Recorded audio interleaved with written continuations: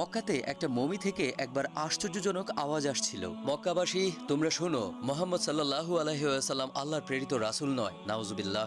যার ঘরে এই মমিটা ছিল তার নাম ছিল ওয়ালিদ। ওয়ালিদ অনেক খুশি হয়েছিল আর সব লোকজনকে পরের দিন একত্রে করলো, আর আমাদের পেয়ারে নবীজিকেও ডাকা হয়েছিল। কিন্তু যখন আমাদের পেয়ারে নবী হুজুর সাল্লাল্লাহু আলাইহি ওয়াসাল্লাম পুতুলের সামনে তাশরিফ রাখলেন, তখন পুতুলটি বলতে লাগলো, হে মক্কাবাসী তোমরা এটা ভালো করে জেনে নাও, মুহাম্মদ সাল্লাল্লাহু আলাইহি ওয়াসাল্লাম আল্লাহর সত্যিকারের প্রেরিত রাসূল। তার সব কথাগুলো সত্যি, তোমাদের মূর্তিগুলোই মিথ্যা। যদি আল্লাহর রাসূলের প্রতি ঈমান না আনো তাহলে তোমরা জাহান্নামে যাবে। এই কথা শুনে ওয়ালিদ অনেক রেগে গেল। সে তার ঘরে রাখা পুতুল বা মমিটিকে আছাড় মেরে ভেঙে ফেললো। কিছুক্ষণ পরেই হুজুর সাল্লাল্লাহু আলাইহি ওয়াসাল্লামের কাছে একটা জিন আসলো। সেই জিনটা এসে বলল, ইয়া রাসূলুল্লাহ, আমি আপনার গোলাম। কালকে একটা কাফের জিন এই পুতুলে ঢুকে গিয়েছিল, যাকে আমি আজ মেরে ফেলেছি, আর আজ যা বলেছি সেটা আমিই বলেছি। সুবহানাল্লাহ।